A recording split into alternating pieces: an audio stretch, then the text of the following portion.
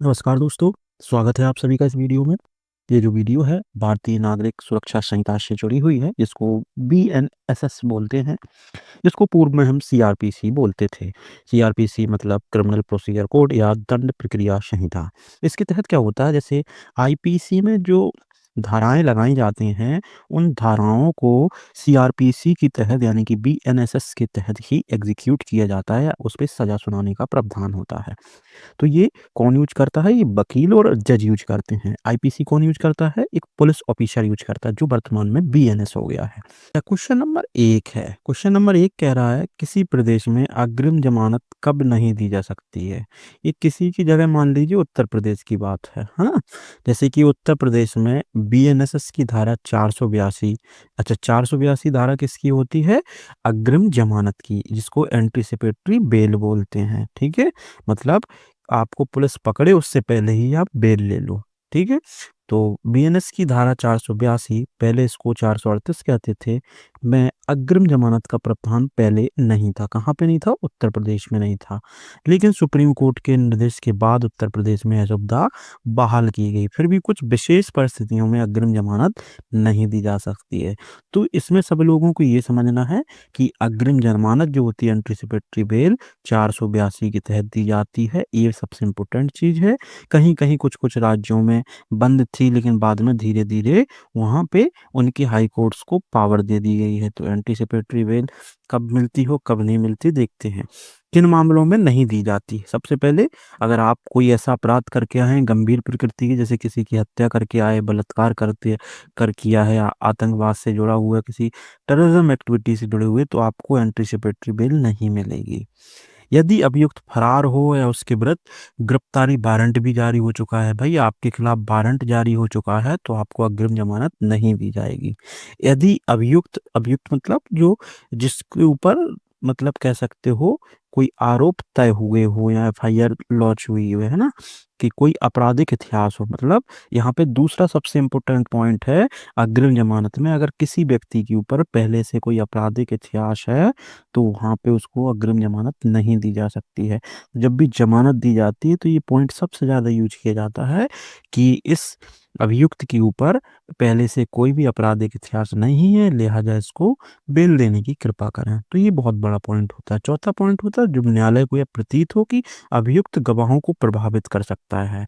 मतलब सीधी-सी बात है कि हमने आपको बेल दे दी है, एंटीसिपेटरी बेल, और अब जाकर के गवाह या सबूतों को क्या कर रहे हैं? नष्ट करने की कोशिश कर रहे हो, तो इसलिए कोर्ट आपको ज़मानत नहीं देगा। उदाहरण की तरफ से अगर समझें, अगर किसी व्यक्ति पर हत्या का आरोप है, वह पहले से भगोड़ा है, भगोड़ा का मतलब पहले से ही उसका क्रिमिनल रिकॉर्ड है, तो उसको अग्रिम ज़मानत नहीं मिलेगी। तो इस पूरे कॉन्सेप्ट से समझ में आता है कि अग्रिम ज़मानत किन स्थितियों में नहीं दी जा सकती है, और जब दी जाती है तो 482 के तहत दी जाती है। पहला क्वेश्चन बोला जाता है। क्वेश्चन नंबर 2 क्या कहता है? बोलता है, यदि अभियुक्त अपराध स्वीकार करने की इच्छा रखता हो। मतलब कोई भी अभियुक्त है, खुद से कह रहा है कि हम कन्फेशन कर रहे हैं, कन्फेशन का मतलब अपराध को स्वीकार कर रहा है, तो क्या मजिस्ट्रेट ₹150 तक का अर्थदंड प्रस्तावित करते हुए विशेष समन जारी कर सकता है? तो इस स्थिति को भी समझते हैं। जैसे हाँ, बीएनएस की धारा 229 के तहत यह प्रावधान है, यदि अपराध ऐसा है जिसकी सजा केवल जुर्माना है। मतलब कोई भी तुच्छ श्रेणी का अपराध है ना, तुच्छ श्रेणी का अपराध है जिसकी सजा केवल जुर्माना के तौर पे ₹100 सजा जो है जुर्मा ₹100 ₹200 कुछ भी है। जैसे कि मान के चलो बीएनएस की धारा सार्वजनिक उपद्रव, अगर ना पता हो, सार्वजनिक उपद्रव जिसको पब्लिक न्यूसेंस बोला जाता है, कुछ ऐसी गतिविधियां जो आसपास के आपके आने जाने वाले लोगों के साथ दिक्कत हो रही है। जैसे मान लो आप अपने रोड के बाहर जाल डाल के बैठ गए हो, कोई आकर के फंस के गिर गया, तो वो सार्वजनिक उपद्रव में भी आ जाते हैं। तो मजिस्ट्रेट ₹150 तक का जुर्माना प्रस्तावित करते हुए विशेष समन जारी कर सकता है ना? इस स्थिति में अभियुक्त को न्यायालय में उपस्थित होने की आवश्यकता नहीं होती है, केवल जुर्माना वो भर करके मामला समाप्त कर सकता है। तो बात इतनी सी है, तो श्रेणी के अपराध में न्यायालय में बगैर उपस्थित हुए आप उस जुर्माने की राशि को जैसे ही जुर्माना जमा कर देते हैं, आपको अपराध से क्या कर दिया जाता है? मामले को खत्म कर दिया जाता है। जैसे मान लीजिए यदि किसी व्यक्ति ने सार्वजनिक स्थान पर गंदगी फैलाई तो मजिस्ट्रेट उसे विशेष समन भेज सकता है। समन का मतलब होता है बुलावा कहा जाता है, ठीक है। विशेष समन, वारंट का मतलब गिरफ्तार करने का मतलब होता है। समन मतलब केवल आप तक सूचना पहुंचाना। और समन में लिखा है कि 150 रुपए जुर्माना भरने का भी विकल्प है तुम्हें, या भाई कोर्ट भी आ सकते हो। तो आप भाई 150 रुपए भर के अपने मामले को रफा दफा करने की स्थिति बनाओगे। तो तुच्छ श्रेणी के अपराध के लिए कॉन्सेप्ट चलता है। बढ़ते हैं आगे। क्वेश्चन नंबर देखते हैं 3। वे कौन सी परिस्थितियां हैं, होल्ड करेंगे, वे कौन सी परिस्थितियां हैं जिनमें विभिन्न अपराध करने वाले व्यक्तियों को एक साथ परीक्षण किया जाता है। मतलब कभी कभी देखा होगा कि एक व्यक्ति ने एक से अधिक अपराध किए हैं, है ना, उन सभी अपराधों को एक साथ लेकर के ट्रायल शुरू होना है, उस क्वेश्चन की बात की गई है। तो इन परिस्थितियों में विभिन्न अपराधियों को एक साथ मुकदमे में चलाया जा सकता है। ये परिस्थितियां क्या हैं? जब सभी व्यक्तियों पर एक ही अपराध में सम्मिलित होने का आरोप हो। जैसे मतलब कहने की बात है, एक मर्डर हुआ, उस मर्डर में 5 लोग अभियुक्त देखे गए हैं, सभी लोगों ने मिलकर मर्डर किया हुआ है ना? तो भाई सबके ऊपर एक ही मामले में मुकदमा चलाया जाएगा, ठीक है। जब व्यक्तियों ने एक ही कार्रवाई में विभिन्न अपराध किए हों जो परस्पर जुड़े हों, भाई कुछ अलग ऐसे हैं लेकिन एक दूसरे से लिंक्ड हैं। जैसे कोई साजिश, है ना, कॉन्स्पिरेसी कॉन्स्पिरेसी की बात की गई है, तो ये भी क्या होती है, साजिश क्या अकेले रचाई जाती है, लोग मिलकर रचाते हैं। जब अपराध समान प्रकृति के हों और एक ही समय पे हुए, तो इन स्थितियों में व्यक्तियों पे एक ही मुकदमा चलाया जा सकता है। कौन सा? एक ही मुकदमा चलाया जा सकता है, एक ही केस चलाया जा सकता है अगर व्यक्ति ने सम्मिलित होकर अपराध किया है, या एक दूसरे से जुड़े हुए हैं, या कोई साजिश रची है मिल करके। तो ये सभी चीजें अगर लिंक्ड हैं तो सभी लोगों के ऊपर एक ही मुकदमे में ट्रायल किया जा सकता है। उदाहरण से जैसे ए, बी और सी ने मिलकर चोरी की योजना बनाई और उसे अंजाम दिया, तो तीनों पर एक साथ मुकदमा चलाया जा सकता है। क्वेश्चन नंबर देखते हैं 4। एफआईआर, जिसको प्रथम सूचना रिपोर्ट बोलते हैं, फर्स्ट इंफॉर्मेशन रिपोर्ट, से क्या समझते हैं और प्रथम सूचना रिपोर्ट की साक्ष्य के रूप में क्या उपयोगिता है? भाई क्या एफआईआर को एविडेंस के तौर पे भी देखा जाता है या नहीं देखा जाता है, ये भी क्वेश्चन कहा गया है। सबसे पहले पता होना चाहिए कि एफआईआर जो है बीएनएसएस की धारा 173 में इसकी जानकारी दी गई है। ध्यान रखेंगे, बहुत इंपॉर्टेंट है। एफआईआर के बारे में अगर आपको आर्टिकल पता होना बहुत जरूरी है। 173 के तहत एफआईआर की जानकारी मिलती है इस बीएनएसएस में। देखें तो क्या क्या होती है एफआईआर, क्या होती बताया गया है इस धारा में कि वह सूचना होती है एफआईआर जो किसी संज्ञेय अपराध के संबंध में पुलिस को दी जाती है। तो एफआईआर क्या है? वह पहली सूचना किसी संज्ञेय अपराध की बारे में जानकारी देने के लिए जो पुलिस को जो सूचना दी जाती है उसको हम एफआईआर कहते हैं। संज्ञेय का मतलब जो बड़ा अपराध होता है, असंज्ञेय मतलब जो छोटा अपराध होता है। बड़ा अपराध मतलब हत्या, लूट वगैरह, ये संज्ञेय अपराध में होते हैं। अच्छा, अब ये चीज समझ में आ गई। एफआईआर की परिभाषा लिखनी होगी तो क्या लिखेंगे? वह सूचना जो किसी संज्ञेय अपराध के संबंध में किसी पुलिस ऑफिसर को दी जाती है उसको हम एफआईआर कहते हैं। क्लियर? इसकी बात की गई धारा 173 में। अच्छा, इस एफआईआर को साक्ष्य के रूप में उपयोग कर सकते हैं? तो देखिए, एफआईआर मूल सूचना का दस्तावेज होता है। मतलब कहने की बात है मूल सूचना की, भाई असली सूचना जिसने दी है कि कहीं पे हत्या हुई है, उस हत्या के बारे में किसी दूसरे व्यक्ति ने जानकारी दी, तो वही मूल सूचना तो हो गई। तो मूल सूचना का दस्तावेज है। इसे साक्ष्य के रूप में पूर्ण प्रमाणित नहीं माना जाता, लेकिन यह गवाह की विश्वसनीयता को जांचने में उपयोग किया जाता है। भाई एफआईआर में कोई पॉइंट लिखा है, उस पॉइंट के आधार पर कोई व्यक्ति अपनी गवाही दे रहा है, क्या वो गवाही सही दे रहा है नहीं दे रहा है, तो विश्वसनीयता को चेक करने के लिए, क्रॉस वेरीफाई करने के लिए यहाँ पे एफआईआर का साक्ष्य के रूप में उपयोग होता है ना। इसका प्रयोग क्रॉस एग्जामिन में होता है, जरह में किया जाता है, गवाह को फंसाने के लिए कि एफआईआर में तो ये बात की गई है लेकिन तुम तो ऐसा बोल रहे हो। इस तरीके से चीजों को पलटा जाता है ना। जैसे यदि कोई व्यक्ति चोरी की रिपोर्ट पुलिस को देता है और एफआईआर दर्ज होती है, वो बाद में वह व्यक्ति कोर्ट में यदि बयान बदलता है तो पुरानी एफआईआर में जो जांच है उसी से यहाँ पे क्या होगी, जराई होगी, जो कंक्लूजन निकलेगा निकाला जाएगा। क्वेश्चन नंबर 5 है, अपराधों का संज्ञान लेने के लिए परिसीमा से संबंधित उपबंधों के बारे में समझाएं। अच्छा, परिसीमा आपको ना पता हो तो बता दिया जाए। परिसीमा का मतलब होता है लिमिटेशन, लिमिट, कि इस लिमिट के अंदर आपको रहना है। वो समय की बाध्यता की बात की जाती है, ध्यान रखेंगे। परिसीमा जहाँ मतलब आएगा उसका मतलब उस समय के अंदर, मतलब आपको बोल दिया है कि 60 दिन के अंदर आपको अपील करनी है। अगर आप केस हार जाते हो आज तो 60 दिन की परिसीमा हो गई, ठीक है। आप समझते हैं। तो परिसीमा का उपबंध इस बीएनएसएस की 515 से लेकर 521 के अंतर्गत देखने को मिला है। इस चैप्टर नंबर 37 में देखने को मिलता है, ठीक है। अब देखते हैं।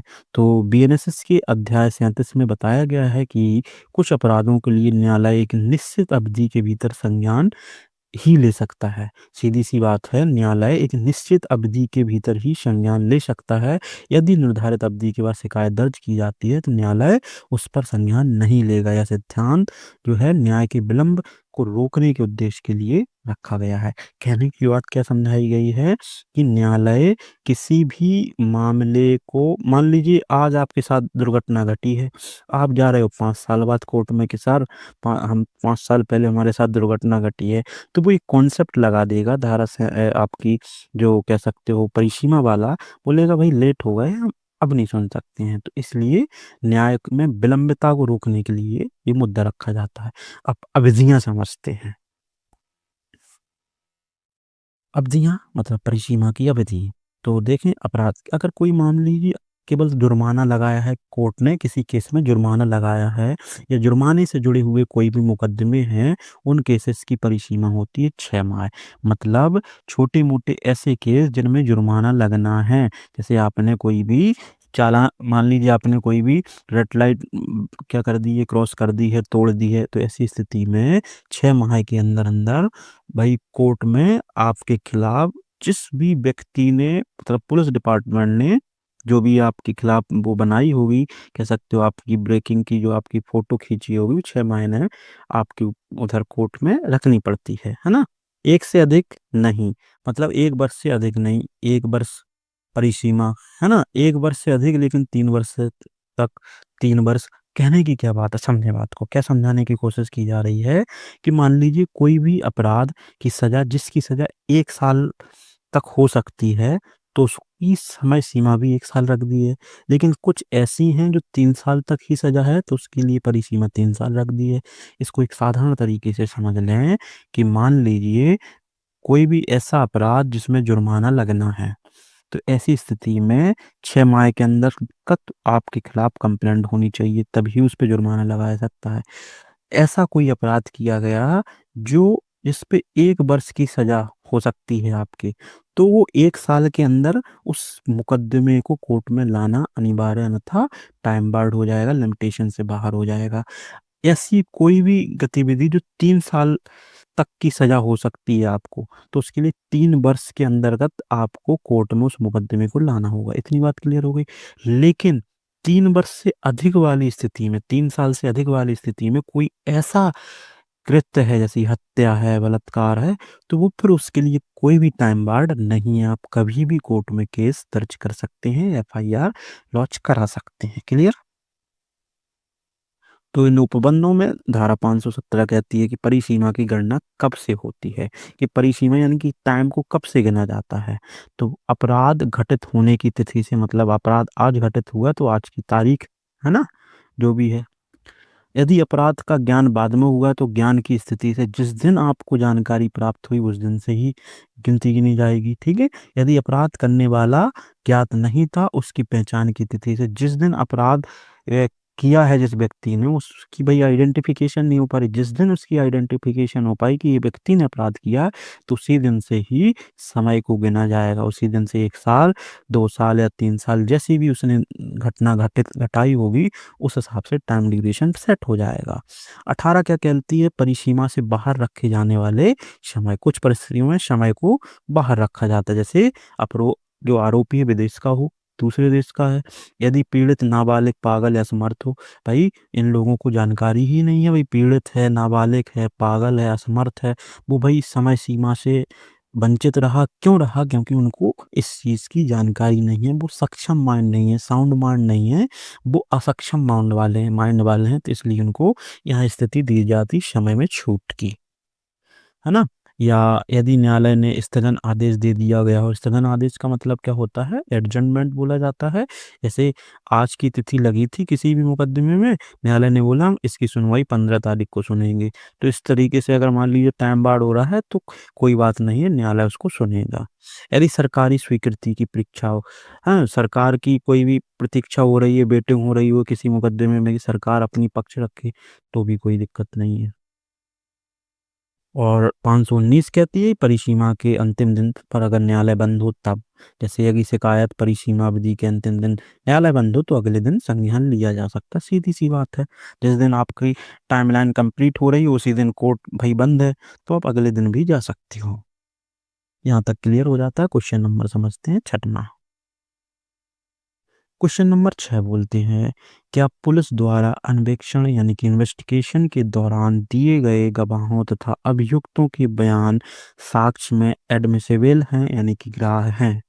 सीधी सी बात है, पुलिस किसी घटना पे जाती है या घटना स्थल पे, वहाँ गवाहों और अभियुक्तों से जो बयान दर्ज करती है, उन बयानों को क्या कोर्ट मानती है, कोर्ट एडमिट करती है? अगर करती है तो उन बयानों का आपराधिक कार्रवाई में किस प्रकार प्रयोग किया जाता है? क्वेश्चन समझ में आ गया? अब समझते हैं। तो धारा 180 के अनुसार पुलिस अधिकारी द्वारा इन्वेस्टिगेशन के दौरान गवाहों तथा जो एक्यूज्ड पर्सन है उनके बयान साक्ष्य के रूप में ग्राह्य नहीं है। इतनी बात क्लियर हो गई है कि उनके जो भी बयान हैं वो एडमिसेबल नहीं है, कोर्ट उनको नहीं मानेगा। ले सकते हो, ठीक है। अब कार्रवाई में किस तरीके से उनसे बेनिफिट होता है वो समझते हैं। तो बीएसए मतलब जो साक्ष्य अधिनियम उसके अनुसार बताया गया, यदि अभियुक्त का स्वीकृति बयान मजिस्ट्रेट के समक्ष दिया गया हो तो वो एडमिसिबल हो। कहने की बात है किसी अभियुक्त ने अपना कन्फेशन दिया है, किसके सामने दिया हो? किसी मजिस्ट्रेट के सामने दिया है, तो उसको एडमिट किया जाएगा। क्लियर? पूर्व कथन प्रीवियस स्टेटमेंट 180 में बताया गया, किसी गवाह का पुलिस के समक्ष दिया गया बयान क्रॉस एग्जामिन में विरोधाभास दिखाने के लिए प्रयोग किया जाता है। तो कहने की बात है पुलिस ने जितने बयान दर्ज किए हैं ये जिरह में काम आते हैं। किस में काम आते हैं? जिरह में काम आते हैं, ठीक है। न्यायिक बयान तो मजिस्ट्रेट के समक्ष किसी गवाह अभियुक्त द्वारा दिया गया साक्ष्य के रूप में ग्राह्य होता है। सीधी सी बात है कि भाई किसी मजिस्ट्रेट के सामने जो बयान दर्ज किए गए हैं उनको भाई एडमिट किया जाता है, ठीक है। तो निष्कर्ष यही है, पुलिस अधिकारी द्वारा दर्ज गवाहों के बयान केवल सीमित उद्देश्य जैसे विरोधाभास यानी कि जिरह के लिए प्रयोग होते हैं। अभियुक्त की पुलिस के समक्ष दी गई स्वीकारोक्ति ग्राह्य नहीं होती, मतलब कन्फेशन जो होता है वो एडमिसिबल नहीं होता है जब तक वह मजिस्ट्रेट के समक्ष ना दी गई हो। तो क्लियर हो गए, पुलिस के सामने दिए गए बयान एडमिसिबल नहीं होते, उनको केवल जिरह में प्रयोग किया जाता है, बल्कि जो मजिस्ट्रेट के पास दिए गए बयान को एडमिसिबल रखा गया है।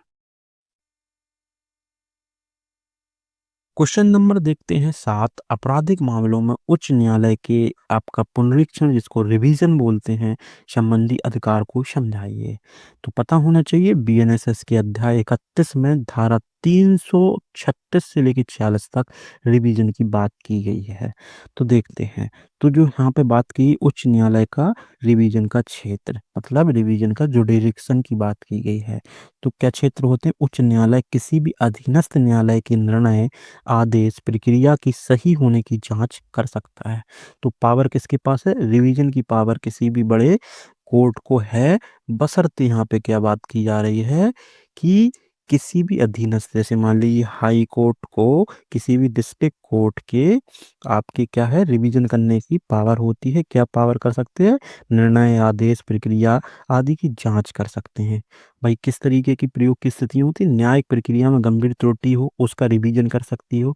भाई अधिकारिकता का अतिक्रमण हुआ है, मतलब किसी भी डिस्ट्रिक्ट कोर्ट ने ऐसा निर्णय दे दिया है जो उसके अधिकार क्षेत्र से बाहर था, उस बाहर वाले उस चीज पे भी रिव्यू हो सकता है। साक्ष्य की उपेक्षा की गई, विधि की अवहेलना की गई, मतलब एविडेंस को भाई माना ही नहीं गया है ताकि सही एविडेंस था और विधि के विरुद्ध जाकर के तुमने निर्णय दे दिया है, तब भी भाई इसके ऊपर रिव्यू करेगा ऊपर वाला कोर्ट, ठीक है। मुद्दों का सुधार, तो उच्च न्यायालय जो है दोषपूर्ण आदेशों को निरस्त करेगा, संशोधित करेगा या फिर से निर्देश देगा। ठीक है। आदेश पारित करने का विवेक अधिकार या क्षेत्राधिकार न्याय की रक्षा हेतु प्रयोग किया जाता है, लेकिन यह नियमित अपील का विकल्प नहीं है। इसमें पत्नी, संतान, माता पिता के भरण पोषण से जुड़ी हुई विधि की प्रक्रिया वर्णन समझाएं। तो भरण पोषण का एक कॉन्सेप्ट है, 100% में एग्जाम में आएगा, इसको आपको याद रखना है। किसमें है? अध्याय 10 के धारा 144 से लेकर धारा 147 तक ये भरण पोषण का कॉन्सेप्ट दिया गया है, जिसको मेंटेनेंस बोलते हैं। तो इन धाराओं में से कुछ इंपोर्टेंट धाराओं को देखते हैं। धारा 144, भरण पोषण पाने वाले कौन व्यक्ति एलिजिबल होंगे? तो कौन कौन हो सकता है? विधिवत पत्नी, जो पत्नी हो, पत्नी जिसने दूसरा विवाह ना किया हो, है ना।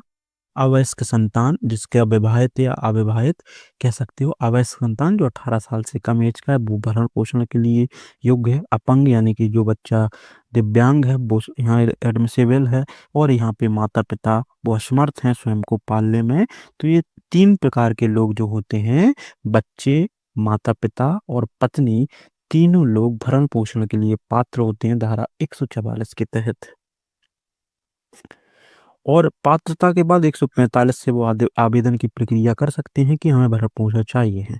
मान लो कोई महिला है, यानी कि पीड़ित पक्ष मजिस्ट्रेट, यानी कि जो प्रथम श्रेणी का जो फर्स्ट क्लास जुडिशियल मजिस्ट्रेट है, जिसको JMFC बोलते हैं ना, जुडिशियल मजिस्ट्रेट फर्स्ट क्लास, प्रथम श्रेणी के समक्ष अपना आवेदन पेश कर सकता है कि हमें भरण पोषण या मेंटेनेंस चाहिए। मजिस्ट्रेट प्रथम दृष्टता प्रमाण मिलने पर आदेश जारी कर सकता है। मतलब मदर जो मजिस्ट्रेट है, वो प्रथम दृष्टता यहाँ पे क्या करेगा, देखेगा कि हाँ वाकई में तुम्हें जरूरत है। तो प्राइमा फेसी के तौर पे जो उसके सामने सबूत रखे जाएंगे, अगर उसको समझ में आता है कि हाँ ये एलिजिबल है, तो दे देगा। ठीक है। 46, अंतरिम भरण पोषण, मजिस्ट्रेट अंतरिम आदेश भी दे सकता है जो कार्रवाई लंबित रहने तक लागू रहता है। कभी कभी ऐसा होता है कि भरण पोषण तब तक दिया जाता है जब तक कार्रवाई चल रही है ना, कि कार्रवाई तक भरण पोषण दिया जाए, उसको अंतरिम बोल देते हैं। पालन न करने पर दंड, अगर मान ली भरण पोषण का आदेश दे दिया है किसी पुरुष को कि अपनी पत्नी को 10,000 देना है, वो पालन नहीं कर रहा है, तो अवहेलना करने पर अभियुक्त को 1 माह तक की कारावास की सजा दी सकती है। हर महीने के लिए पृथक सजा दी जा सकती है। सीधी सी बात है, जितने दिन नहीं देंगे। अधिकतम राशि की बात की, कानून में राशि की ऊपरी सीमा नहीं बताई गई। मजिस्ट्रेट व्यक्ति की आय और आवश्यकताओं को देखकर ही निर्णय लेता है कि भाई उस व्यक्ति की आय कितनी, 10,000 है तो 3,000 का भरण पोषण हो जाएगा, 1,00,000 है तो भाई 10,000 का भरण पोषण हो जाएगा। उस तरीके से यहाँ पे चीजों को रखा जाता है। अच्छा, इससे जुड़े हुए कुछ जजमेंट हैं, यहाँ पे हमने 2-3 जजमेंट रखे, बहुत इंपोर्टेंट जजमेंट हैं। जब हमने एग्जाम दिया था तभी इनमें से तीनों जजमेंट देखने को मिले थे। सबसे पहला जजमेंट है मोहम्मद अहमद खां बनाम साहबानो बेगम। ठीक है, 1985 का ये जजमेंट है। 5 जजों की बेंच ने यहाँ पे फैसला सुनाया था। बताया था कि धारा 125 CRPC सभी धर्म की स्त्रियों पर लागू होता है, जिसमें मुस्लिम स्त्रियों पर भी ये लागू होगा। पत्नी के अंतर्गत तलाकशुदा पत्नी भी आती है, परिभाषा में तय किया गया। परंतु इस निर्णय के बाद मुस्लिम स्त्री अधिनियम 1986 बनाया गया। इसके अनुसार 125 CRPC उसके ऊपर लागू फिर नहीं होगा। समझे क्या कहा गया है? सीधी सी बात ये की गई है कि मुसलमानों के जैसे हिंदुओं के लिए हिंदू विधि चलता है ना, ऐसे ही मुसलमानों के लिए शरीयत कानून चलता है। तो शरीयत कानून ठीक है, चलता है, हमें कोई दिक्कत नहीं है। लेकिन ये बताया गया है इस वाले मामले में कि धारा 125 CRPC के तहत हर महिला को भरण पोषण का अधिकार है, चाहे वो महिला मुस्लिम हो चाहे महिला हिंदू है। ठीक है, तो यहाँ भरण पोषण दिया गया साहबानों को। उसके बाद 1986 में यहाँ पे 1 साल बाद मुस्लिम महिलाओं के लिए विशेष कानून लाया गया भरण पोषण के लिए। तो उसके बाद फिर 125 की जरूरत नहीं पड़ी। इतनी सी बात हुई है। तो यहाँ पे साहबानों की वजह से मुस्लिमों के लिए नया कानून आया, जिससे महिलाओं को भरण पोषण भी मिले और उनको 125 के तहत भरण पोषण मिला था। क्लियर। अब दूसरा केस था गंगा शरण बनाम शकुंतला देवी का। तो यहाँ पे सौतेली माता भी भरण पोषण का हकदार होंगी। मतलब अगर कोई बच्चे की सौतेली माँ है, वो बूढ़ी होती है, तो बच्चे को उनका भरण पोषण करना होगा। ये वाले केस में ये बताया गया था। तीसरा केस था इकबाल बानो बनाम उत्तर प्रदेश और अन्य का, 2007 का मामला है। तो जी हाँ, सुप्रीम कोर्ट ने अभी निर्धारित किया कि मुस्लिम स्त्री 125 सीआरपीसी के तहत याचिका दाखिल कर सकती है। तो मतलब यहाँ पे दूसरी चीज ये भी बताई गई कि मुस्लिम महिला अपने भाई सीआरपीसी के तहत आवेदन तो दाखिल कर सकती है, ठीक है। और जो 1986 में उसके ऊपर वो मिला है, कह सकते एक्ट बनाया गया था 1986 का, तो उस एक्ट के तहत उनको भरण पोषण दिया जाएगा, क्योंकि उससे पहले 125 के तहत दिया रहा था। तो ये चीजें क्लियर होंगी इससे। क्वेश्चन नंबर 9 देखते हैं। क्वेश्चन बोल रहा है, साधारणतः प्रत्येक अपराध की जांच विचारण ऐसे न्यायालय द्वारा किया जाएगा जिसकी स्थानीय सीमाओं के अंतर्गत अपराध कारित हुआ। इस नियम के अपवाद को समझाएं। सीधी सी बात है, जुरिडिक्शन की बात की गई है, कहने की बात है कि जिस क्षेत्र में क्राइम हुआ उसी क्षेत्र के न्यायालय में उसका ट्रायल होगा, है ना। इस नियम के कुछ अपवाद हैं, उनको समझाएं। तो ये क्वेश्चन है। तो अध्याय 14 की धारा 197 के तहत बताया गया किस न्यायालय को अपराध की जांच और ट्रायल, विचारण का मतलब होता है ट्रायल, है ना, ट्रायल का अधिकार है। तो इस धारा के अनुसार बताया किसी भी अपराध प्रक्रिया जैसे एफआईआर, जांच, अभियोजन और ट्रायल उसी न्यायालय द्वारा किया जाएगा जो उस स्थान पर अधिकार रखता है जहां अपराध हुआ। सीधी सी बात है, जहां अपराध हुआ है उसी न्यायालय क्षेत्र में वहां पर ट्रायल चलेगा। जैसे मान लीजिए अगर कोई अपराध लखनऊ में हुआ है तो लखनऊ के मजिस्ट्रेट या सत्र न्यायालय में उसे विचार करने का अधिकार यानी ट्रायल करने का अधिकार है। लेकिन कुछ अपवाद होते हैं, क्या होते हैं देखते हैं। धारा 198 में बताया गया है कंटिन्यू ऑफेंस, यदि अपराध एक से अधिक स्थानों पर घटित हुआ हो, है ना, जैसे मानहानि, धोखाधड़ी, तो किसी भी संबंधित क्षेत्र का न्यायालय विचार कर सकता है। मतलब ऐसी जगह पे जहां एक से अधिक स्थानों में व्यक्ति के साथ अपराध हुआ है ना, तो कोई भी न्यायालय कर सकता है।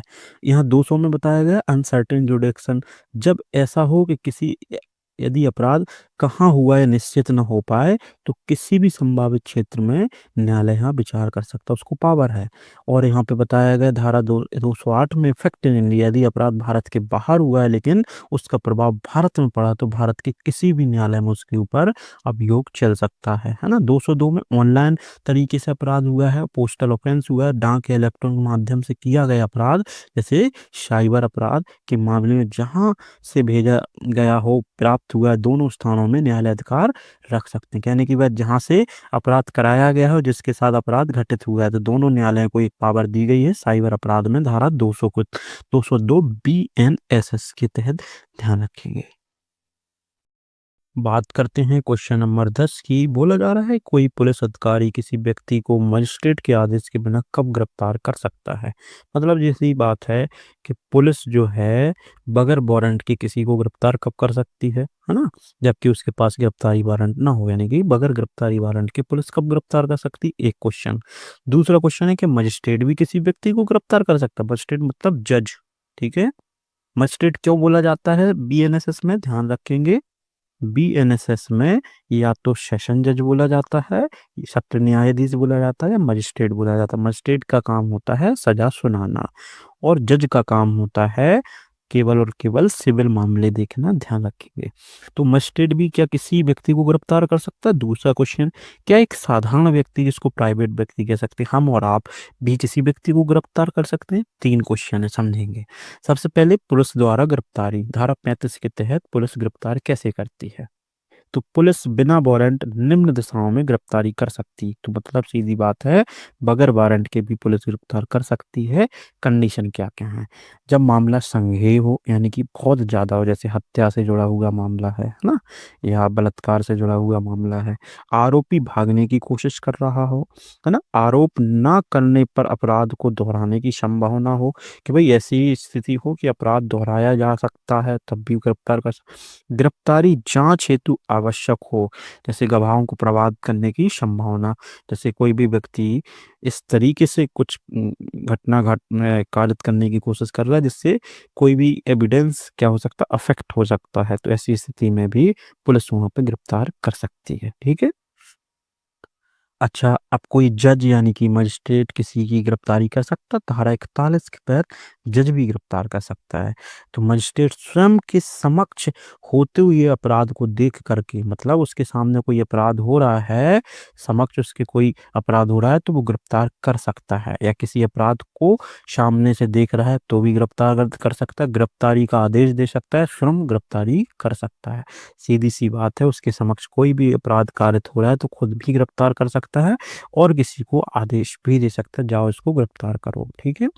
एक साधारण व्यक्ति जिसको निजी व्यक्ति बोल सकते हैं, तो धारा 40 के तहत वो गिरफ्तार कर सकता है। तो हाँ, कोई भी व्यक्ति गंभीर अपराध संज्ञेय करते हुए पकड़े गए व्यक्ति को गिरफ्तार कर सकता है। मतलब मान लीजिए ए हत्या करके भाग रहा है और बी ने देख लिया है, तो बी ए को क्या कर सकता है, बंधक बना सकता है, जिसको गिरफ्तार करना ही होता है, लेकिन उसे पुलिस के हवाले सौंपना होगा। क्वेश्चन नंबर 11 देखेंगे। परिवाद क्या है? परिवाद को पता होना चाहिए, कंप्लेंट बोलते हैं। ठीक है। तो उस प्रक्रिया का वर्णन कीजिए जिसमें कोई मजिस्ट्रेट परिवाद किए जाने पर पालन करता है। तो समझते हैं सबसे पहले परिवाद को। अगर परिवाद आपने किसी कोर्ट में दाखिल किया है तो क्या प्रोसीजर होता है, क्या जज उस पर निर्णय देते हैं, समझेंगे। तो परिवाद ऐसा कथन या जानकारी जो किसी व्यक्ति द्वारा किसी मजिस्ट्रेट को यह बताने के लिए दी जाती है किसी व्यक्ति ने कोई अपराध किया है, तो 2E के तहत इसको परिभाषित किया जाता है। सीधी सी बात यह है कि भाई पुलिस आपकी एफआईआर नहीं लिखती है, ऐसी स्थिति में आप किसी भी जज के पास जाकर, जज मतलब मजिस्ट्रेट के पास जाकर के कंप्लेंट करते हैं एक आवेदन के माध्यम से, है ना, एक आवेदन के माध्यम से कि मेरा एफआईआर दर्ज करवाने की कृपा करें। तो उसी कंप्लेंट को हम बोलते हैं परिवाद। क्लियर? ये 2A में इसकी जानकारी दी गई है। तो एफआईआर को परिवाद नहीं माना जाता है। ठीक है। एफआईआर को परिवाद नहीं माना जाता, ये चीज डिसकंफ्यूजन में ना जाए। अब मजिस्ट्रेट द्वारा परिवाद प्राप्त होने पर अपनाए जाने वाली प्रक्रिया, मतलब आपने परिवाद के लिए आवेदन लगाया कोर्ट में, तो मजिस्ट्रेट क्या करेगा, सबसे पहले संज्ञान लेगा, है ना। तो 210 से लेके 22 तक पूरा प्रोसीजर दिया। संज्ञान लेगा, कहेगा, मजिस्ट्रेट देखेगा क्या आरोप प्रथम दृष्टता संज्ञेय है या नहीं है। मतलब आवेदन पड़ेगा प्राइमा फेसी। प्राइमा फेसी शब्द को पकड़े रहना। प्रथम दृष्टता का मतलब होता है कि पहली बार में लग रहा है कि ये वास्तव में संज्ञेय है, असंज्ञेय। संज्ञेय का मतलब पुलिस को तुरंत इत्तला करना जरूरी है कि हाँ विचार करके समझेंगे असंज्ञेय या नहीं है। तो पहली बार में चीजें समझ में आ जाती हैं, तो उस चीज को पकड़ेगा वो, है ना। फिर क्या करेगा, परिवादी मतलब जिसने अपना परिवाद कंप्लेंट दी है उसके बयान लेगा और गवाहों के बयान लेगा। तो परिवादी और उसके गवाहों को शपथ पर बुला करके बयान दर्ज कराएगा। फिर गवाहों की समन जारी करेगा। मजिस्ट्रेट चाहे तो अतिरिक्त गवाहों को समन भेज सकता है कि इन गवाहों को बुलाया जाए। समन का मतलब होता है जानकारी देकर के बुलाना। जांच या परीक्षण का आदेश यदि आवश्यक हो तो मजिस्ट्रेट स्वयं जांच कर सकता है। पुलिस को भी जांच के लिए निर्देश दे सकता है, जिसको आईओ बोलते हैं, इन्वेस्टिगेशन ऑफिसर। जाओ भाई जांच करके लाओ और रिपोर्ट लगाओ हमें, है ना।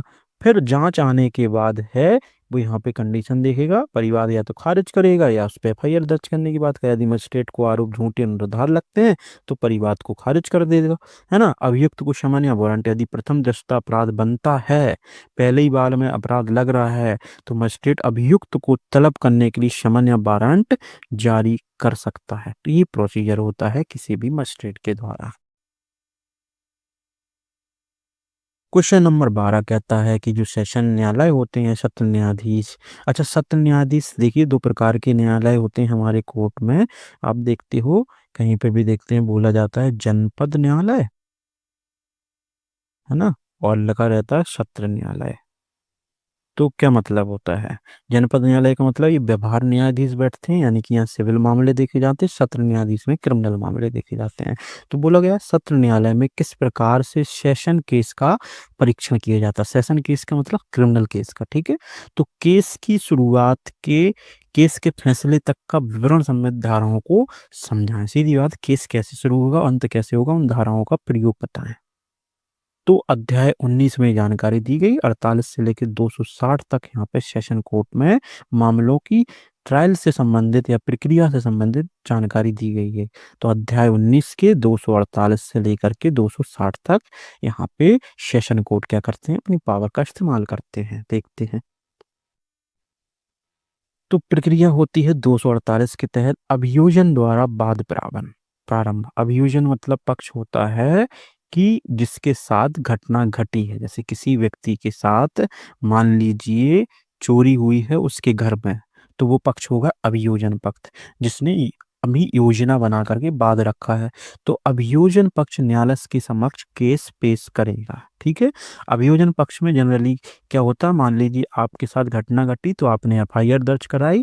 एफआईआर दर्ज होने के बाद आपके पक्ष से एपीओ यानी कि जो आपका सरकारी वकील होता है वो आपकी तरफ से लड़ाई लड़ेगा, तो वो ही अभियोजन पक्ष हो जाता है। क्लियर।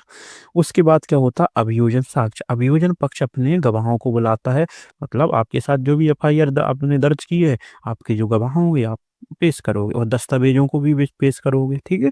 फिर क्या होगा, अभियुक्त से स्पष्टीकरण मांगा जाएगा जिसके ऊपर दोष होना है। तो न्यायालय अभियुक्त यानी कि इसके ऊपर दोष निर्धारित होना है से अभियोजन के आरोप पर उसका कथन पूछेगा कि तुम्हारे ऊपर एफआईआर दर्ज हुई है, तुम्हारा क्या कहना है, तुम बताओ। तो अपना पक्ष रखेगा। ठीक है। तो यहाँ बिंदु तय किए जा रहे हैं, वो क्या बोल रहा है। फिर बचाव पक्ष का अवसर यानी कि अभियुक्त यानी कि जो दोष होने वाला है उस व्यक्ति को अपनी ओर से गवाह बुलाने की शक्ति दी जाती हो, दस्तावेज पेश करने की। वो अपने आप को दोष मुक्त कराने के लिए जो भी चीजें पेश करेगा कोर्ट वहाँ इसको एडमिट करेगा कि भाई वो बोल रहा है कि हम मौजूद नहीं थे जैसा भी था, है ना।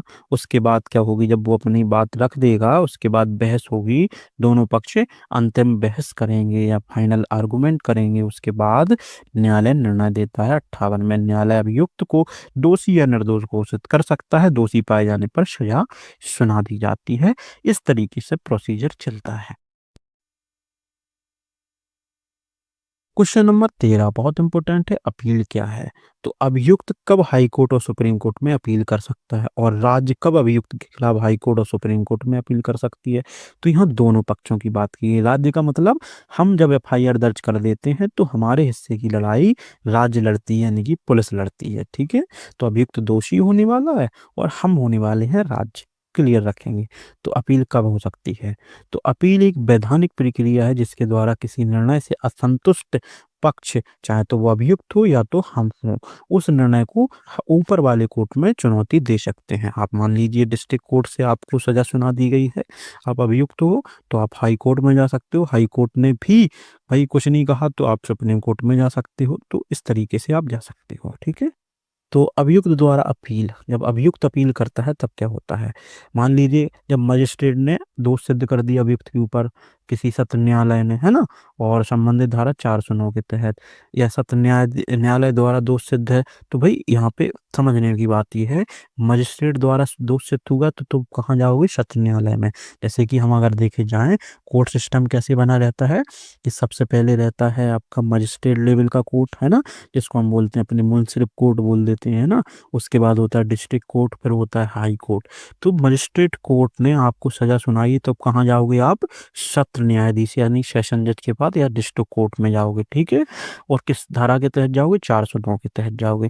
मान लो सत्र न्यायालय ने आपको भाई सजा सुना दी तो हाई कोर्ट में जाओगे 409 के तहत। और हाई कोर्ट ने भाई, हाई कोर्ट से आप असंतुष्ट हैं तो आप सुप्रीम कोर्ट में जाओगे, विशेष अनुमति याचिका बोलते हैं, जो संविधान का अनुच्छेद 136 के तहत आप सुप्रीम कोर्ट में जाओगे। ये प्रोसीजर होता है इस तरीके से।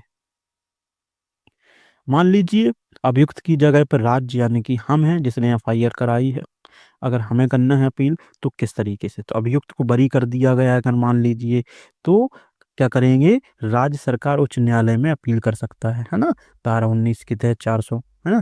न्यायालय द्वारा सजा अपर्याप्त दी गई है तब भी भाई हम हाई कोर्ट में जा सकते हैं 418 के तहत। उच्च न्यायालय से असंतुष्ट हैं भाई तो सुप्रीम कोर्ट में जा सकते हैं 126 के तहत। धाराएं वही हैं, दोनों लोग अपने पक्ष को लेकर के जा सकते हैं। ये बात क्लियर रखेगी।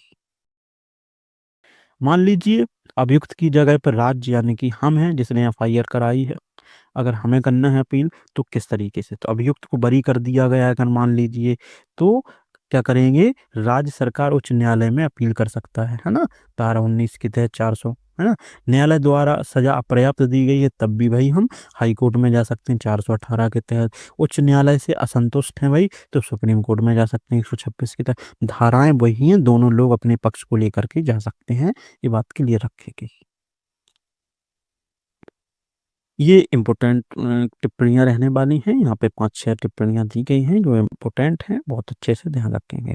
सबसे पहले अग्रिम ज़मानत जिसको एंटीसिपेटरी बेल बोलते हैं 482 के तहत ये लगाई जाती है। क्या होता है? अग्रिम ज़मानत वह कानूनी उपाय है जिसमें कोई व्यक्ति यह आशंका होने पर कि उसे किसी गैर ज़मानती अपराध में पकड़े रहेंगे बात को, गैर ज़मानती अपराध ऐसा अपराध जिसमें ज़मानत ना मिलनी हो, में गिरफ्तार किया जाता है तो पहले से ही अदालत से ज़मानत की माँग की जा सकती है। अब सोचने वाली बात है, एंटीसिपेटरी बेल कब माँगी जाती है?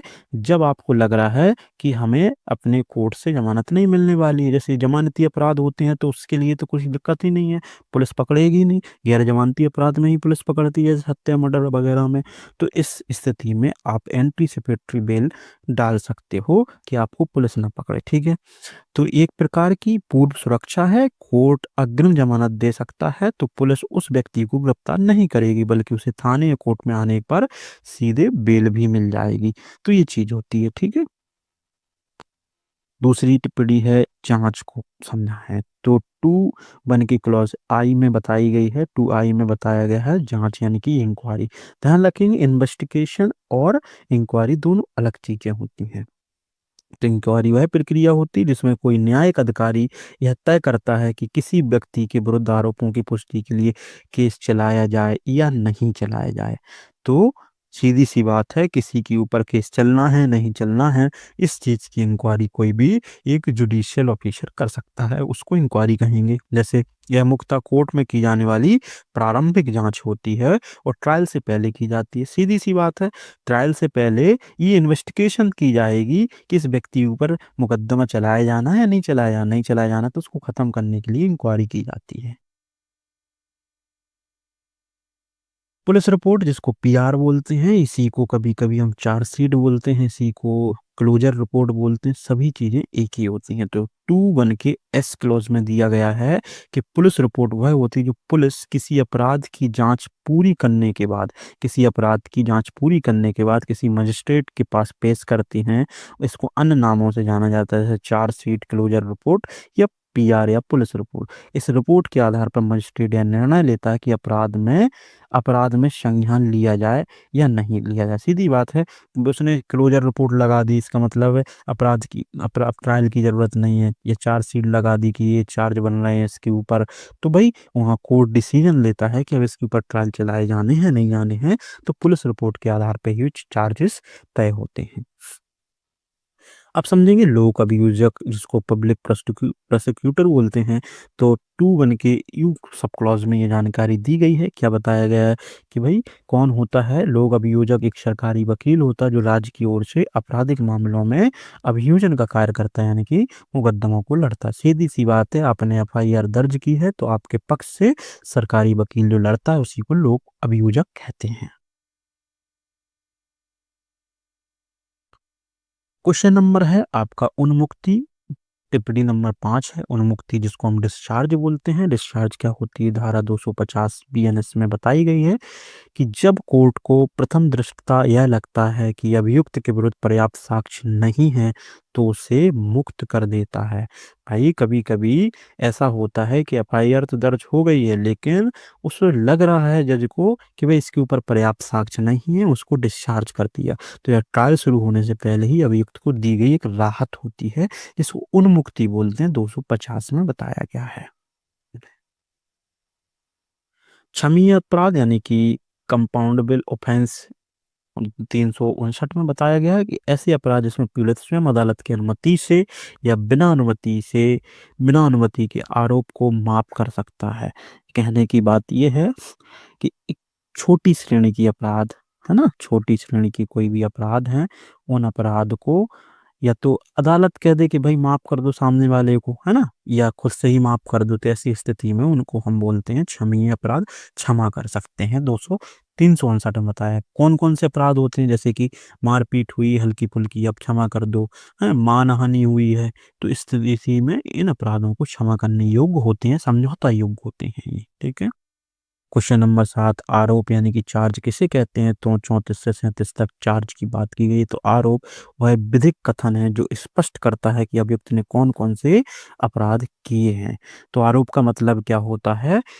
वे बातें जो बताती हैं कि किसी भी अभियुक्त ने कौन-कौन से कार्य किए, उसने हत्या की, उसने जान से मारने की धमकी दी थी, उसने गाली-गलौज भी की थी, तो तीनों कथन क्या हो गए, ये आरोप हो गए हैं।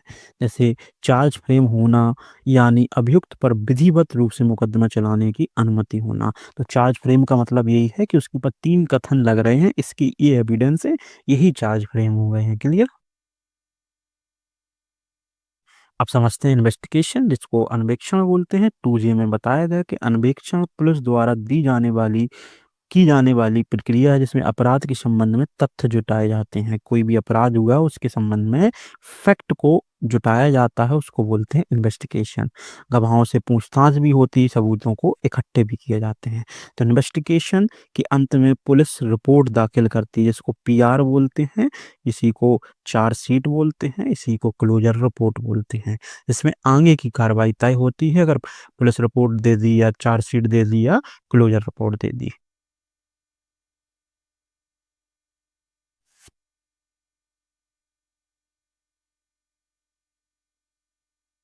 क्वेश्चन नंबर देखेंगे 15। उन वादों का उल्लेख कीजिए जिनमें अपील नहीं की जा सकती। कुछ ऐसे वाद होते हैं जिनमें अपील नहीं होती। कौन से वाद होते हैं? मान लीजिए आपके पास 100 रुपए का कोई भी जुर्माना लगा दिए, आप जाओ हाई कोर्ट में जाके अपील करो तो नहीं कर सकते। तो वही बताया गया 417 में, कुछ मामलों में अपील नहीं कर सकते। यदि न्यायालय द्वारा अभियुक्त पर 50 रुपए तक का जुर्माना लगा दिया तो अपील नहीं कर सकते। जब आरोपी को अधिकतम 3 माह की सजा और न्यूनतम जुर्माना दिया गया हो, भाई 3 माह की सजा दे दी है और जुर्माना दे दिया न्यूनतम, तब भी तुम अपील नहीं कर सकते हो। आरोपी सजा के विरुद्ध अपील नहीं कर सकता, स्वीकार कर लेता है ना? ऐसी स्थितियों में अपील नहीं की जाती। यदि किसी व्यक्ति को झगड़ा करने पर 100 रुपए का जुर्माना लगा है तो अपील नहीं होती है। ये कॉन्सेप्ट ज़्यादा इम्पोर्टेंट है, ध्यान रखेंगे। समन और वारंट को समझाएं, अंतर को समझाएं। तो परिभाषा दी गई है, समन किसको बोलेंगे? ऐसा मामला जिसमें अधिकतम सजा 2 वर्ष तक होती है, उनको समन बोलते हैं। अच्छा, समन में एक बात तो ये हो गई कि 2 वर्ष तक जिसमें सजा हो रही हो उसमें समन भेजा जाएगा, है ना? वारंट मतलब 2 वर्ष से अधिक सजा वाले में वारंट भेजा जाएगा। जब किसी ने मान लो हत्या कर दी तो उसको वारंट भेज करके पकड़ा जाएगा, है ना? और किसी ने भाई साहब एक दूसरे से झगड़ा किया, मारपीट हुई, तो समन भेजा जाएगा। ठीक है? तो आरोप की बात की जाए तो साधारण और कम गंभीर आरोप होते हैं समन वाले केसेस में। यहाँ पे वारंट में गंभीर अपराध होते हैं, किसी ने बलात्कार कर दिया तो उसके ऊपर गंभीर अपराध हो गया है। चार्ज की फ्रेम यहाँ पे आवश्यक नहीं है। क्या चार्ज फ्रेम करेंगे? यहाँ बहुत आवश्यक है। चार्ज फ्रेमिंग के आधार पर उसको सजा सुनाई जाती है, 2 साल से अधिक की सजा, है ना? प्रक्रिया बहुत ही सरल होती है, यहाँ प्रक्रिया जटिल होती है, इन्वेस्टिगेशन से जुड़ी हुई। ठीक है? तो धारा 117-18 में जैसे पता है कि मारपीट एक समन का मामला है, जबकि 109 हत्या का प्रयास क्या है? आपका एक वारंट का मामला है। क्वेश्चन नंबर 17 है, गिरफ्तार किए गए व्यक्ति के क्या-क्या अधिकार है? मान लीजिए आप हो, आपको पुलिस ने गिरफ्तार कर लिया है, तो उसके बाद आपके क्या अधिकार हैं, उसकी बात की गई है। तो भाई मौन रहने का अधिकार, है ना? कोई व्यक्ति को अगर कोई जवाब नहीं देना है तो मौन रहने का अधिकार है। अपने वकील की सलाह लेने का अधिकार है गिरफ्तार होने के बाद। परिवार या मित्र को आपकी सूचना पहुंच जाए, इस चीज का अधिकार। आप बोलो कि हमारे परिवार तक ये सूचना पहुंचाओ, तो ये भी आपके पास अधिकार है। अगला है 24 घंटे के भीतर मजिस्ट्रेट सामने पेश करने का अधिकार, यानी कि 24 घंटे के अंदर आपको पुलिस जो है किसी भी मजिस्ट्रेट के सामने पेश करेगी, तभी आपको आगे रख सकते हैं। मानवाधिकार संरक्षण की बात की गई कि आपको यहाँ पे कह सकते हो निरुद्ध किया गया है, यानी कि रोका तो गया है, लेकिन आपकी ह्यूमन जो राइट्स हैं उन पे कोई भी आंच नहीं होनी चाहिए। अब ह्यूमन राइट्स में सबसे बड़ा राइट्स बता दें हम आपको कि कोई भी आपको हैंडकफ नहीं लगा सकता है, यानी कि हथकड़ी नहीं लगा सकता है। हथकड़ी लगाना ह्यूमन राइट्स के विरुद्ध है, तो आप उसका विरोध कर सकते हैं। मेडिकल जांच का अधिकार, भाई आपको लग रहा है कोई स्थिति ऐसी है कि भाई हमारे साथ भी घटना घटी थी लेकिन पुलिस ने पकड़ लिया, तो हमारी भी मेडिकल कराओ। तो गिरफ्तार व्यक्ति को पुलिस थाने में अपनी चुप्पी बनाए रखने का अधिकार, ये उदाहरण हो सकता है। तो बात की गई 18 में, पत्नी ने भरण पोषण की व्यवस्था और अधिकार खोने की स्थिति की बात की गई। पत्नी कब अपने भरण पोषण का अधिकार खो सकती है बताया गया है। तो धारा 144 में पता ही है कि पत्नी को भरण पोषण मिलता है ना। पति पत्नी बच्चे जो हैं उनको भरण पोषण के लिए मांग कर सकते हैं यदि वे स्वयं से अपना जीवन चलाने में असमर्थ होते हैं। ठीक है, तो न्यायालय भरण पोषण की राशि निर्धारित करता है। पत्नी कब अधिकार खो देती है, ये बात ध्यान रखना है। पत्नी जब अधिकार खो देती यदि वो व्यभिचार कर रही हो। व्यभिचार का मतलब होता है अवैध संबंध, दूसरे व्यक्तियों के साथ संबंध बनाना पति के अलावा। अनुचित कारण से पति से अलग रह रही है, बगैर किसी उचित कारण से पति से अलग रह रही है, तो यहाँ पे उसको मेंटेनेंस नहीं दिया जाएगा। और उसने पुनः विवाह कर लिया तो भी मेंटेनेंस नहीं दिया जाएगा। तो यदि पत्नी पति से अनावश्यक रूप से अलग रह रही तो भरण पोषण नहीं मिलेगा। क्वेश्चन नंबर 19 को देखते हैं। बोला गया है कि विभिन्न दांडिक न्यायालयों का गठन, यानी कि जो आपके सेशन जो कोर्ट हैं उनका गठन कैसे होता है, उनके पास क्या शक्तियां होती हैं और उनके अधिकार क्षेत्र क्या क्या होते हैं। इनको पॉइंट वाइज समझते हैं जो कि बहुत आसान है। सबसे पहले सेशन कोर्ट को देखते हैं। तो सेशन कोर्ट किस लिए यहाँ पे गठन किया जाता है? गंभीर अपराधों की सुनवाई के लिए। किसके लिए? गंभीर अपराधों की सुनवाई के लिए। अच्छा, इसके पास पावर दूसरी क्या होती है? ये फांसी तक की सजा दे सकता है। किस चीज की? फांसी तक की सजा दे सकता है, लेकिन फांसी देने से पहले हाई कोर्ट से एक बार सलाह लेनी होती है। क्लियर? उसके बाद दूसरा होता है मुख्य न्यायिक मजिस्ट्रेट, इसको सीजीएम बोलते हैं। तो 7 साल तक की सजा सुना सकता है ये। ठीक है, और होता है प्रथम श्रेणी न्यायिक मजिस्ट्रेट, जिसको बोलते हैं आपकी जेएमएफसी, है ना। तो ये 3 साल की सजा दे सकते हैं। ये सब कहाँ मिलते हैं? डिस्ट्रिक्ट कोर्ट के अंदर बैठे मिलते हैं जनरली। ठीक है, ऐसे ही सेकंड क्लास का होता है जेएम एससी बोलते हैं ना, सेकंड क्लास मजिस्ट्रेट, 1 साल तक की सजा। और यहाँ पे कार्यकारी मजिस्ट्रेट शांति भंग रोकने के लिए, जैसे हमने एसडीएम वगैरह अपने क्षेत्र में देखा है या डीएम देखा है, ये कार्यकारिणी मजिस्ट्रेट हो जाते हैं। ये शांति भंग में चालान बना सकते हैं। ठीक है, क्वेश्चन नंबर 20 को देखते हैं। क्वेश्चन नंबर 20 बोलते हैं पुलिस कब किसी व्यक्ति को गिरफ्तार कर सकती है। तो पुलिस किसी भी व्यक्ति को बगैर वारंट के कब गिरफ्तार करती है? जो ऊपर देखा था हमने, जैसे संज्ञेय अपराध बिना वारंट में गिरफ्तार कर सकती है, उसके सामने अपराध हो रहा है, प्रत्यक्ष अपराध, है ना, या पलायन का संदेश होने पर भागने की कोशिश कर रहा है, गंभीर चोट या सार्वजनिक शांति भंग के मामले में पुलिस गिरफ्तार कर सकती है। तो शांति भंग में जनरली पुलिस गिरफ्तार करती है, हमने देखा है। क्वेश्चन नंबर 21 कहता है प्रत्येक आरोप का विचारण पृथक पृथक किया जाएगा, इसके अपवाद समझाइए। तो 43 में बताया गया है कि भाई कि अलग अलग आरोप अगर तय हैं तो उसके लिए किस तरीके से ट्रायल होगा। तो एक से अधिक अपराध एक ही कृत्य से जुड़े हों, है ना, एक ही व्यक्ति द्वारा अलग अलग समय पर समान अपराध किया, एक से अधिक आरोपी एक ही अपराध में शामिल हो। तो कहने की बात ये बताने की कोशिश की गई है कि अलग अलग आपने अपराध किए लेकिन उनकी सबकी लिंक एक ही से जुड़ी हुई है, तो हम एक ही ट्रायल चलाएंगे, एक ही मुकदमे में सब पे सजा सुनाएंगे। ठीक है, सत्र न्यायाधीश की प्रक्रिया को समझाएं। ट्रायल कैसे होता है? तो सत्र न्यायाधीश की जो ट्रायल प्रक्रिया है 248 से 60 में देखने को मिलती है, जो हमने ऊपर देखा था। क्वेश्चन रिपीट हुआ है इसलिए हमने पॉइंट में दे दिया है। अभियोजन की ओर से चार्ज फ्रेम किया जाता है, यानी कि एफआईआर करने वाले व्यक्ति की तरफ से जो एपीयू लड़ता है, सरकारी वकील, वहां से चार्ज फ्रेमिंग हो जाता है। प्लस यहाँ पे चार्ज फ्रेम के लिए चार्जशीट दाखिल करती है। फिर गवाहों की गवाही होती है। फिर यहाँ दूसरे पक्ष के द्वारा क्रॉस एग्जामिन, जिसको जरा बोलते हैं। फिर अभियुक्त के बयान लिए जाते हैं। फिर अभियुक्त अपना बचाव का पक्ष रखता है। फिर बहस होती है। फिर न्यायालय निर्णय देता है। निर्णय के बाद दंड के आदेश दे देता है, जो ऊपर प्रक्रिया देखी थी हमने। प्रश्न नंबर 23 है संज्ञेय अपराध की सूचना पर पुलिस द्वारा अपनाई जाने वाली प्रक्रिया। मतलब कोई भी अपराध ऐसा है जो संज्ञेय है, यानी कि उच्च श्रेणी का अपराध है, हत्या बलात्कार से जुड़ा हुआ, तो पुलिस क्या करेगी? सबसे पहले क्या करेगी? 173 के तहत एफआईआर दर्ज करेगी। उसके बाद फिर जांच प्रारंभ कर देगी। फिर साक्ष्य को इकट्ठा करेगी, गवाहों के बयान लेगी। फिर आरोपी को गिरफ्तार करेगी, जरूरत है फिर कोर्ट में चार्जशीट दाखिल कर देगी। क्लियर बात? क्वेश्चन नंबर 24 क्या कह रहा है कि एक व्यक्ति एक मजिस्ट्रेट कब किसी को गिरफ्तार कर सकते हैं। तो ऊपर हमने जैसे चर्चा की थी कि अपराध करते समय कोई भागते हुए अपराधी को पकड़ना है तो एक साधारण व्यक्ति क्या है, किसी भी अपराधी को गिरफ्तार कर सकती है, यानी कि अपने पास रख सकती है, उसके बाद पुलिस के पास सौंपना होता है। मजिस्ट्रेट कब कर सकता है, अपनी उपस्थिति में जब अपराध हो रहा है तो न्यायिक मजिस्ट्रेट वारंट या आदेश के बिना भी गिरफ्तार कर सकती है और गिरफ्तारी के आदेश दे सकती है।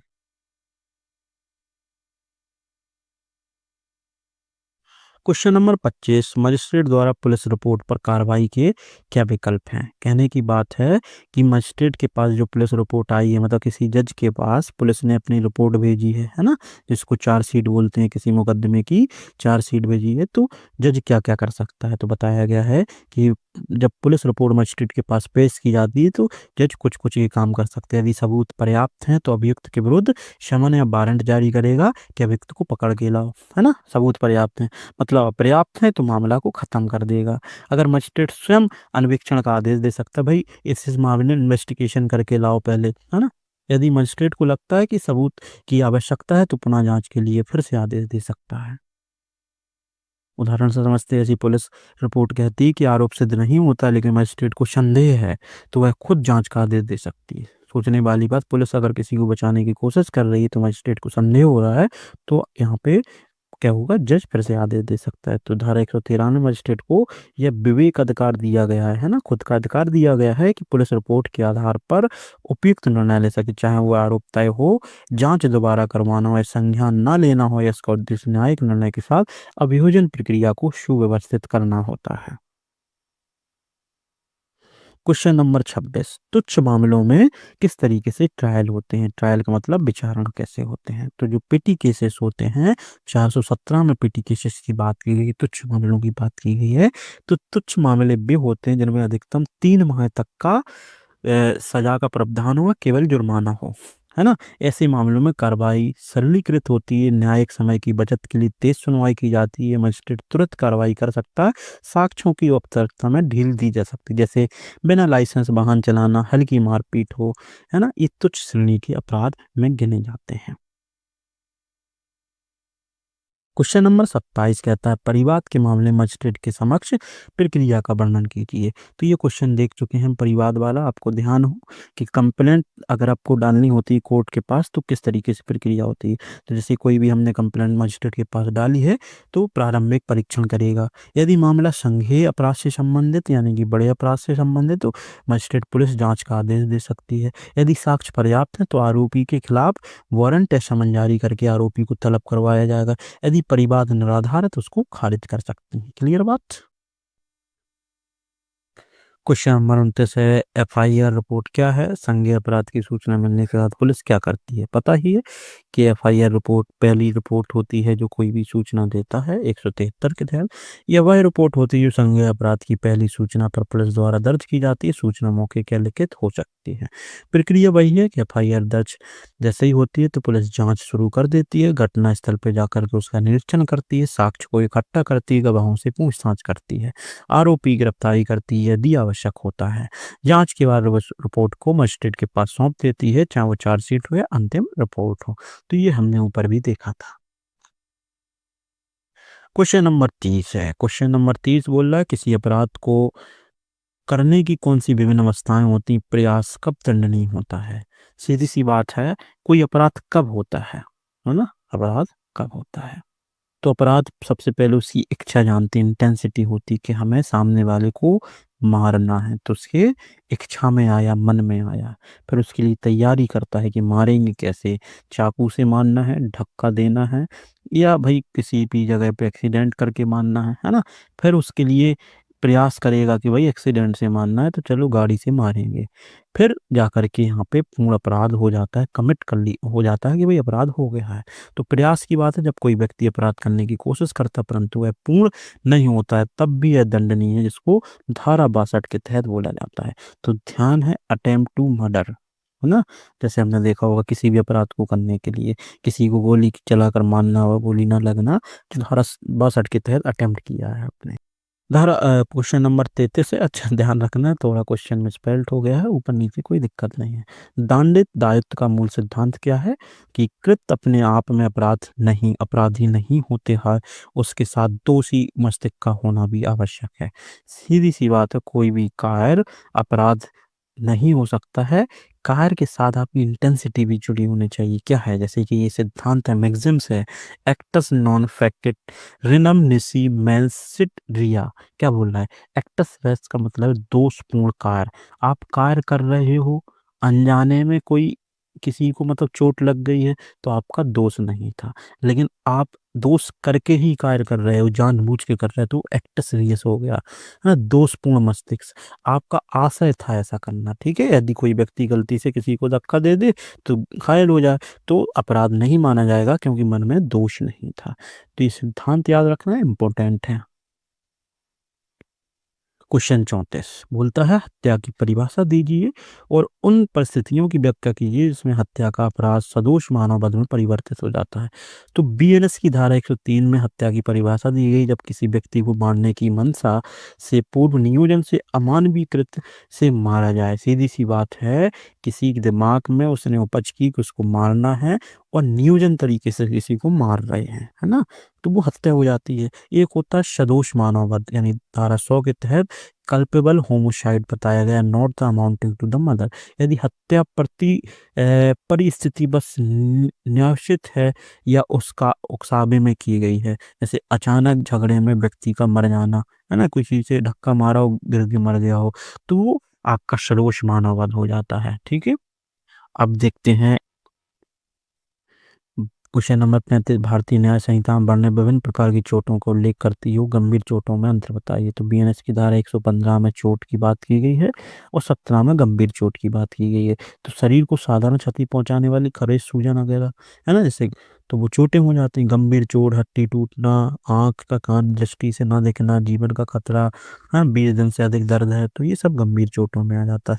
बताया गया है कि साधारण क्षति है, हाँ, कम दंड मिलेगा, थप्पड़ है जैसे उदाहरण में, तो ये हो जाती है चोट। गंभीर चोटें होती हैं, गंभीर स्थायी हो सकती है, दंड अधिक मिलेगा। हाँ, तो सबसे पहले यही है कि बीएनएसएस की भूमिका और उद्देश्य को समझाएं। तो बीएनएसएस पता ही है कि सीआरपीसी को बदल करके नया कानून है।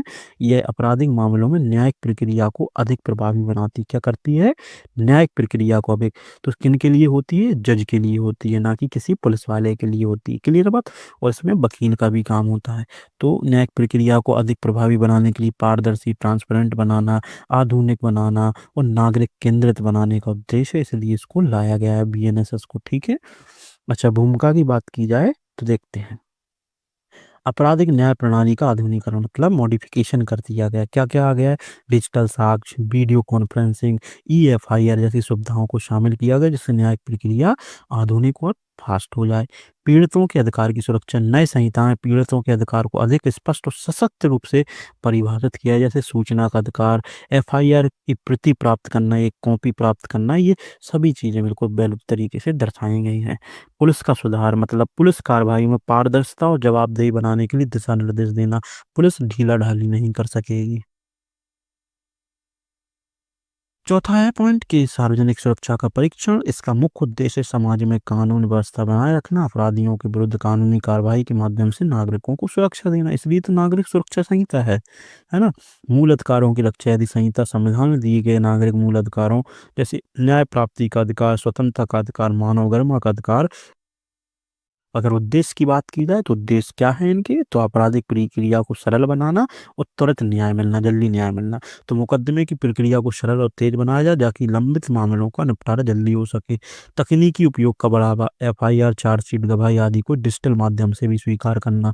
पीड़ित केंद्रित दृष्टिकोण, जो पीड़ित है उसके पक्ष में तेजी से काम करना। अपराध के दौरान पीड़ित को सूचना देना, सुरक्षा देना, न्याय दिलाना इसकी पहली प्राथमिकता है।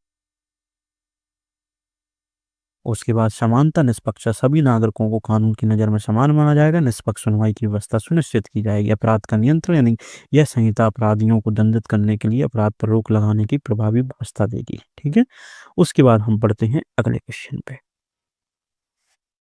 क्वेश्चन नंबर 2 कह रहा है, गिरफ्तारी की प्रक्रिया और नियमों की व्याख्या कीजिए। तो किसी भी व्यक्ति को कानूनी रूप से उसकी आज़ादी से वंचित करना गिरफ्तारी होती है। ठीक है, गिरफ्तारी की प्रक्रिया 35 से 51 देखने को मिलती है। सबसे पहले गिरफ्तार किया जाता है तो व्यक्ति को गिरफ्तारी का कारण बताया जाता है। 36 में तो पुलिस अधिकारी को गिरफ्तार करते समय कारण बताना होगा। उसके बाद जब कारण बता दोगे तो फिर मेमो बनाओगे।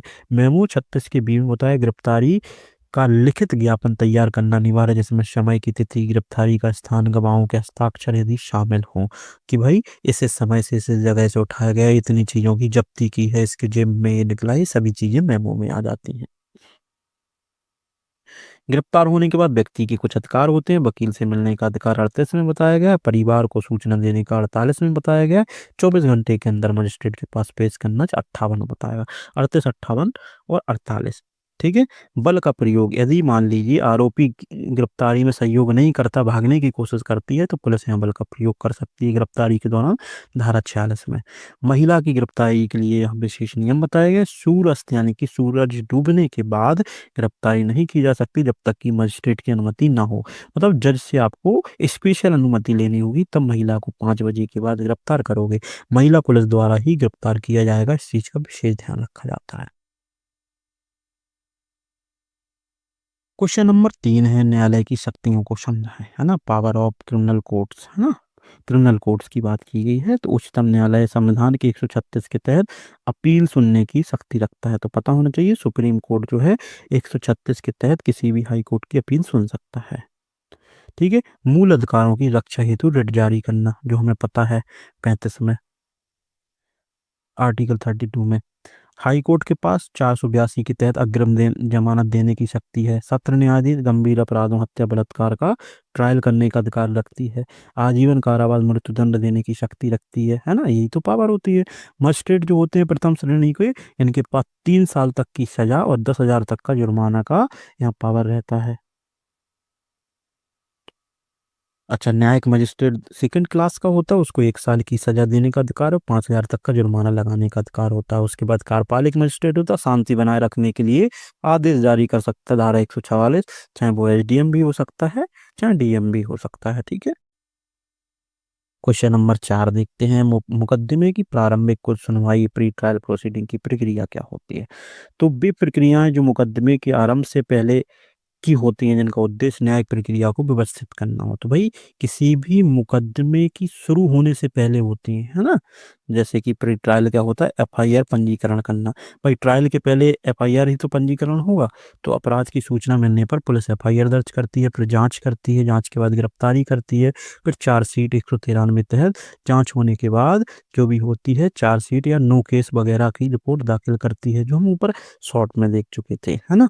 फिर न्यायालय क्या होगा, रिपोर्ट की जांच देखता है, तय करता है कि ट्रायल शुरू करना है या नहीं करना है। फिर उसकी उपस्थिति पे आरोप का गठन न्यायालय तय करता है कि अपराध के लिए आरोपी का पर मुकदमा चलेगा या नहीं चलेगा, वही प्रोसीजर है। ये क्वेश्चन और देख लेते हैं, साक्ष्य का संकलन। क्वेश्चन नंबर 5 है, क्या होता है एविडेंस कलेक्शन, किसी अपराध से जुड़े तथ्यों, वस्तुओं, दस्तावेजों, बयानों को एकत्रित करना ताकि अभियोजन यानी कि कोई भी मुकदमा सिद्ध हो सके। तो क्या विधियां हैं, गवाहों के बयान लिए जाते हैं 180 के तहत, पुलिस जांच के दौरान गवाहों के बयान रिकॉर्ड कर सकती है। निरीक्षण और जांच, इंस्पेक्शन यानी कि घटना स्थल का निरीक्षण करना, वस्तुओं का परीक्षण करना, ये भी होता है साक्ष्यों को जुटाने के लिए। जांच अधिकारी, जिसको आईओ बोलते हैं, इन्वेस्टिगेशन ऑफिसर, नोटिस जारी करता द्वारा नोटिस जारी, आवश्यक दस्तावेज, व्यक्ति या साक्ष्य पुरस्कृत करने के लिए नोटिस जारी करने की पावर। मेडिकल रिपोर्ट या बलात्कार या चोट जैसे मामलों में मेडिकल रिपोर्टिंग महत्वपूर्ण एविडेंस हो जाता है। जांच अधिकारी की डायरी, पता है कि संपूर्ण जांच दैनिक पृष्ठभूमि से न्यायालय देख सकता है कि कोई इन्वेस्टिगेशन ऑफिसर अपनी जांच डायरी में क्या क्या कब कब लिख रहा है। उसके बाद डिजिटल साक्ष्य, बीएनएस की electronic record, mobile data, CCTV footage आदि एविडेंस के तौर पे लिए जा सकते हैं।